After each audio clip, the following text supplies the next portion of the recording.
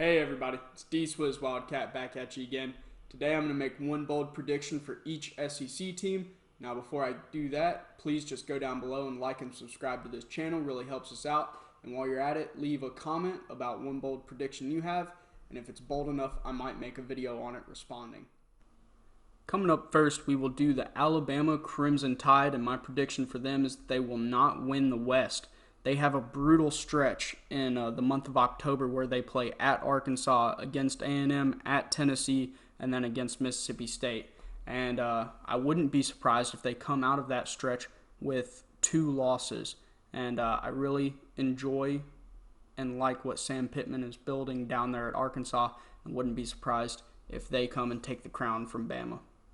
Next up, we're going to do the Auburn Tigers. My prediction for them is that they will not make a bowl game this year. Their schedule is just incredibly difficult top to bottom. They start out the season with 2 non-conference games, Mercer and San Jose State, but then they play Penn State. That's definitely a loss in my book.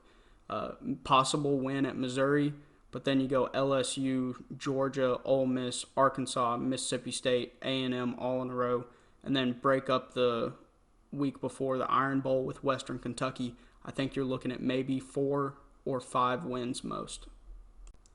Moving on to Mississippi State, my prediction for them is that Will Rogers will have 5,500 plus yards this year, and that is going to be good enough to break Dak Prescott's all-time yardage record at Mississippi State. Last year, Will Rogers had 4,700 yards. Under year 3 of Mike Leach's tutelage, I believe Will Rogers will step that up by another 800 yards and go absolutely crazy this year. Up next, Ole Miss. They have a running back that came from TCU, Zach Evans, and I believe he will lead the SEC in rushing this year. This dude was great for TCU, and I believe he's going to be great for Ole Miss. They start out the season with 4 non-conference games.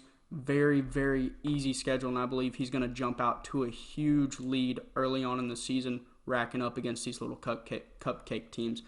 And I don't believe anybody else in the SEC is going to catch up to him. They really don't have their quarterback situation figured out, and they have a ton of transfers coming in. I think while the team is meshing and figuring out who they are, they're really going to lean on that run game. Next up, we're going to go the Arkansas Razorbacks. I'm really high on KJ Jefferson, and I enjoyed watching him play last year. I think with the addition of Hazelwood, I really think that'll offset losing Burks from last year.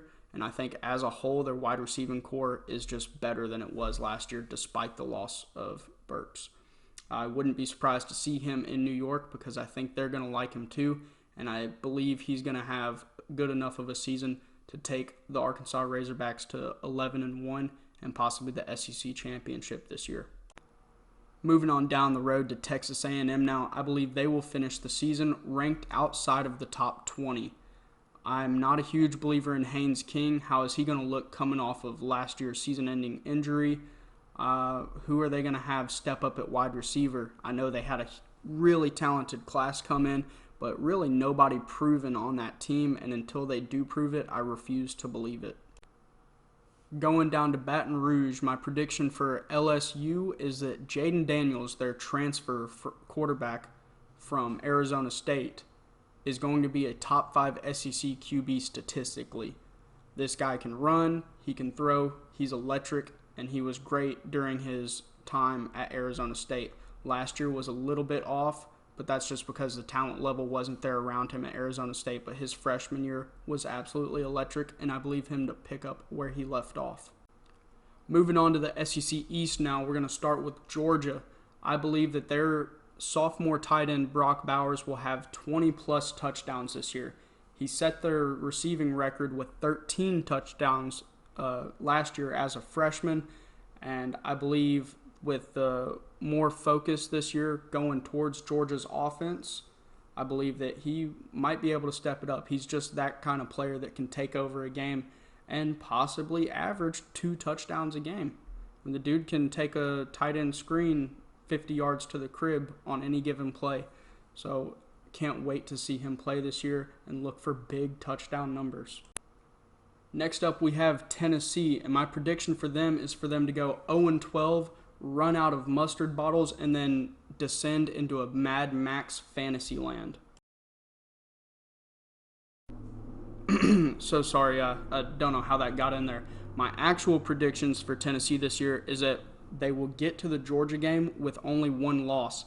And looking at their schedule, that means they will finally end their streak against Alabama this year.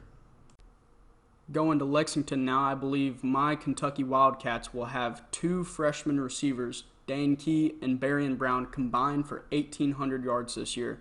That's big numbers for freshman receivers, especially at the University of Kentucky, where we are not known for having those type of numbers roll through, except for last year with Wan'Dale Robinson. Going to Columbia, Missouri now, my prediction for the Missouri Tigers is that they start the season 1-5. Their schedule is not particularly hard this year, although it is a little front-loaded. I'm just not that high on the Tigers this year. Going from one Columbia to the next, I believe the South Carolina Gamecocks will finally beat Clemson this year, but still go 7-5. In weeks 2 and 3, they play Arkansas and Georgia back-to-back, and it doesn't get a lot easier from there. Then they have 2 cupcake games before traveling to Kentucky, playing A&M, and then finishing the season with Florida, Tennessee, and Clemson. It's a very tough schedule, and I think the win over Clemson will get them to 7 wins. Going down to Gainesville, the Florida Gators, my prediction for them is that AR-15 does not start the whole season. The guy's just a turnover machine, and Billy Napier, I believe, will not put up with it. I think halfway through the season, AR-15 will get pulled, and you never predict injury, so this is not an injury prediction with his play style or anything. This is simply due to the fact that he is a turnover monster. Moving on to the team in the Music City, Vanderbilt, I believe, will have 4 wins this year and get an SEC win, in my opinion, probably over Missouri. I like Clark Lea's attitude. I like the confidence. They're not going to be as good as he thinks they will be this year, but I do think they are trending in the right direction, and I do like their quarterbacks. I like Ken Seals and Mike Wright both, probably leaning to more Mike Wright. So if they end up starting him this year, then I feel even more confident about this prediction. So those were my bold SEC predictions for this year. Please feel free to let me know how wrong I was in the comments down below. I'm sure I will be by the end of the season, and maybe we'll take a look back on these and see what I got right and what I got wrong. Thank you. Please like and subscribe, and enjoy your day.